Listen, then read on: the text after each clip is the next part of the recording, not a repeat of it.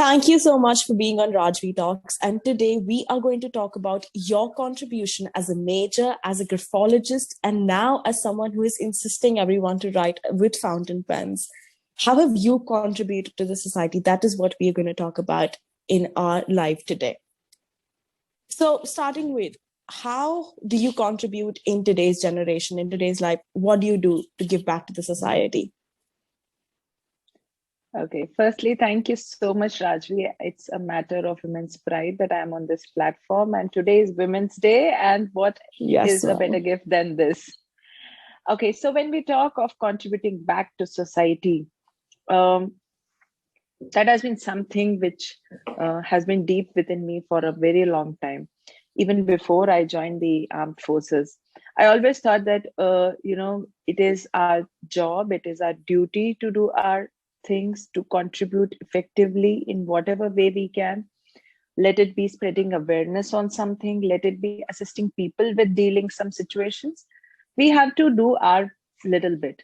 And I think so if every one of us takes even that 1% responsibility, then I'm very sure that we'll have a better place to live.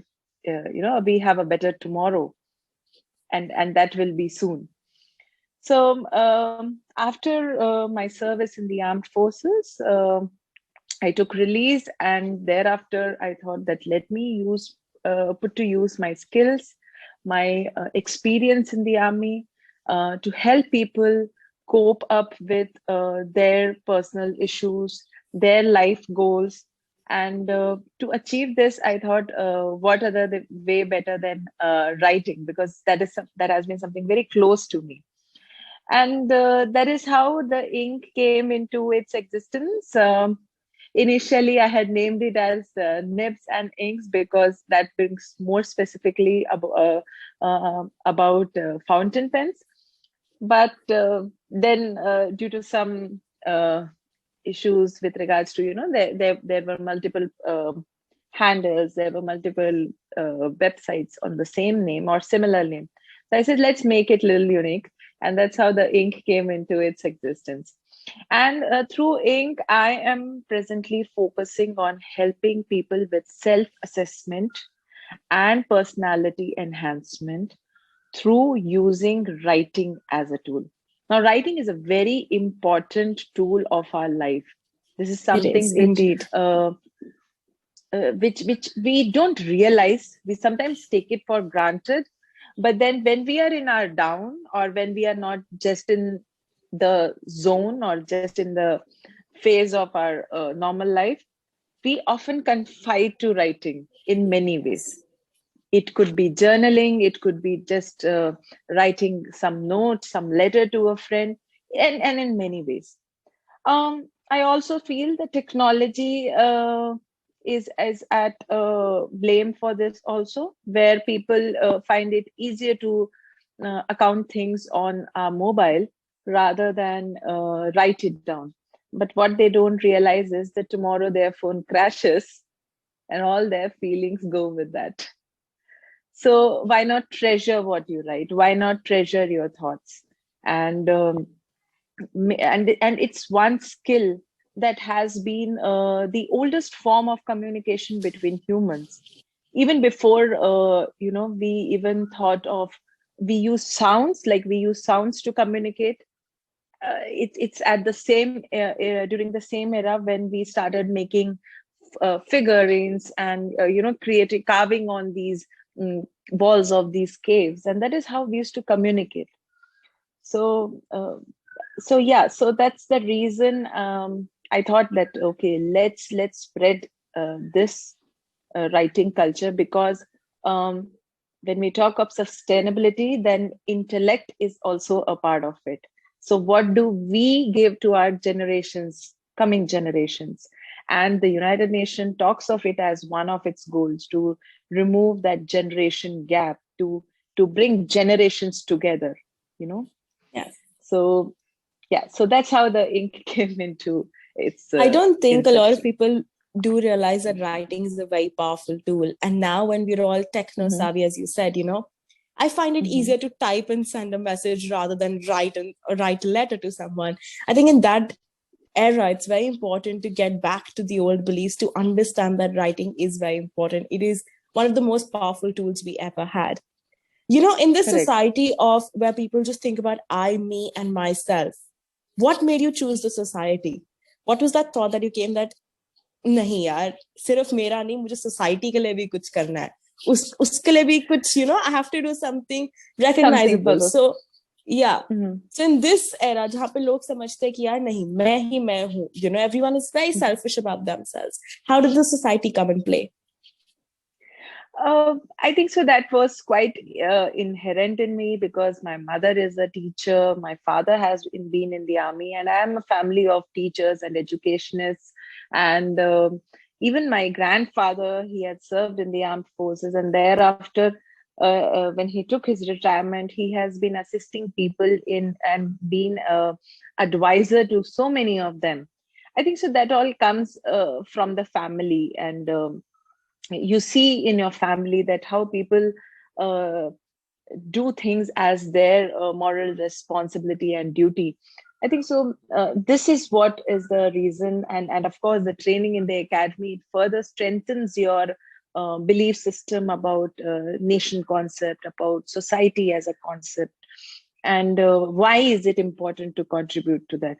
So I remember that once one of my seniors, they told me that Nithi, we all open our hands to take, but very few of us keep our hands open our hands to give. So why not be a giver than just a taker? I think that's a very good lesson that you've given us, that, open your hands not only to take, but also to give. Yes, as you talked about, your parents had it in you. So were they your inspiration to give it back? Or was it something that you just learned and you just realized that it is important to do it? Did it come from the era that you're living in, or did it come from your parents completely and solely? It came both ways. I saw the necessity, especially the COVID time showed me that in its darkest forms, where I saw children actually struggling to overcome the psychological stress that they are going through. And children are such beings that they won't come up and always tell you things. There are many things that a child will keep to himself, and it cannot actually communicate to you. Say if I ask a 4-year-old kid, what will a 4-year-old kid will be able to tell us? But and that's how I started a workshop for children to keep them occupied and use writing as a therapy for them. These activities brought that positivity which the children as well as their parents were looking at. And you know what happens? Sometimes we are not able to confide many things to our parents. And we are okay to tell that to strangers. Why? Because we know that this person is no harm and we are not going to meet that person again. That is that belief why we are able to tell our secrets or to any stranger, any random person. This is precisely the reason, because we know that this person will not judge me. Yeah, the idea of judging comes in the middle. Yes. Exactly. And when I did couple of these workshops for few children, and a few of the participants, these kids were from US, and when I came to know that they have not written for 13 odd years in their lives, I was like, how is that possible? For me as an Indian kid, it's unimaginable. It is, yes. And when they attended the workshop, I could see that that zeal coming back in them, and as if a dry flower is again blooming. I could see that change in these kids, and that's when I realized, no, Nithi, this is the thing. You have to help these children, and not just children. There's the entire youth ahead of you, who is just wanting some guidance, some mentorship, some solution to their issues, some strength to fight existing mindsets, their biases, how to deal those biases. And that's how this thought came to me. Okay, let me pursue this further. I went through a certification during the COVID time. I took up this certification in graphology, to further formalize my own skills in this. And so here I am. I think, when everyone had lost hopes during COVID, it's ended, it's that. That's when you were there, that no, it's still there. Something is there. Kuch to baki hai abhi karna. And kuch hai jisse hum usko pakad ke hum zindagi shayad ji sakte hain. And I think for you, that was just, sending that zeal, seeing those children actually smile when they were writing for the first times. Because I remember when I went to the UK to study, the teacher said that, okay, this is your laptop, you can type. And I'm like, how do I type maths? How do I type what I'm thinking? Because you have the idea of making, spider diagrams or something, flowcharts and all. You cannot type that. I think writing, that is when you feel that, oh my God, writing is so important. It is so important to have that all on the sheets and right in front of you. And I think, how do you channelize your impulsive thoughts? You can't be always, feeding it into your phone, or you are somewhere. And one thing which we do when we are typing, we are manipulating our thoughts. The originality goes away the moment you start typing it. Whereas when you write, because naturally as humans, we want to use our motor skills, we want to use our muscular skills, our neural skills, we want to put it to use. And not putting it to use are the reasons for any kind of irregularities in us. Today, most of us face mental health issues because somewhere we have given up on the concept of exercising. There's no physical activity going on. When you're involved, when you're busy, occupied, I think so half of your battle is won in fighting stress. Yes. Because you're using what you have, you've not taken a shortcut for it. And, every relationship, as we say, is a give and take. Now, you have a relationship with the society. You're giving back to the society. You're giving to the society, sorry. What is the society giving back to you? How's that relationship being completed? Because I understand that when a relationship is not going two-way round, you're not as enthusiastic to even put it ahead. So what has the society given you for your work towards it? Okay, so here I would like to bring out a concept, and this is something which we had practiced in my mentor in my graphology course. He told to us is duties versus attachments. And this is very easy for me as a soldier, because I've done soldiering for 10 odd years, makes it very easy for me to implement. He says that duties help us, your attachment should be towards your duties and not to people. When you're attached to your duties, you will not feel the need or the urge for expecting something back from people. Now imagine a mother, a mother daily gets up, she won't have had a good sleep, but she mechanically gets up and does everything. She makes a meal, she will get the child ready for the school and all such stuff. What does she expect back from that? In that moment, if you ask her, probably she'll say, nothing. I don't expect anything. It's my child. That's all I know. And that's where our attachment to the actions is important rather than to the emotions and to people. I'm not preaching that we should be detached of our emotions and actually get into a sainthood. No, nothing of that sort. But we should be detached from these expressions in a manner that it should not affect our duties, our work culture.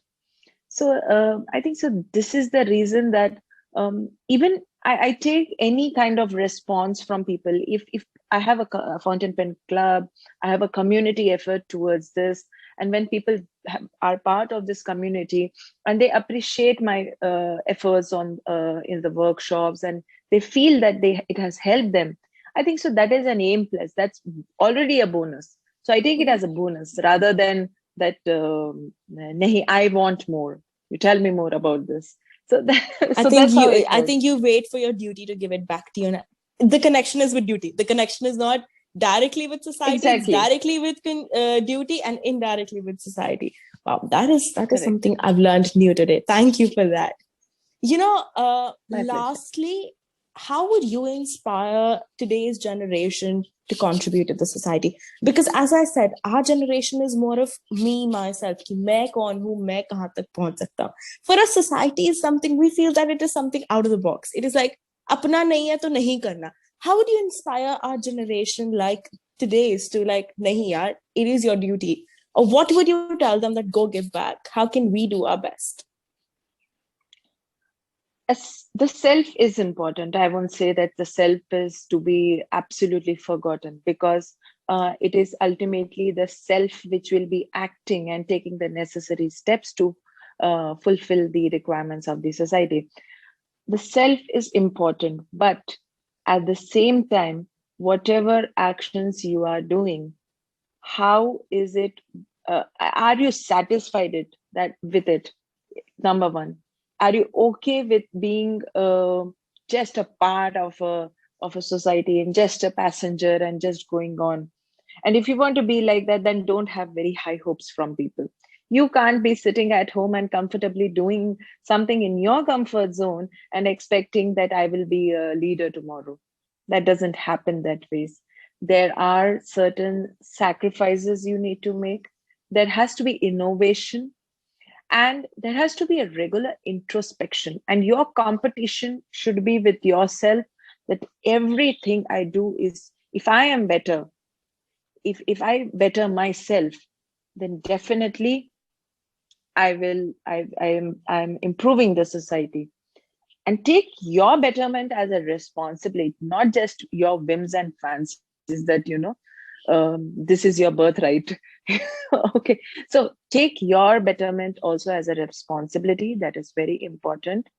And keep challenging your limits. When you are in a competitive spirit, you will have that motivation also to do for the society. And I think so sometimes we lack in that self motivation, and that's precisely the reason that limits people from moving out of their comfort zones. Wow, I think that was amazing. Thank you so much, ma'am, once again for being with us. I think your entire talk, My pleasure. have learned so much, and I'm sure the audience would have learned a lot as well. Thank you so much.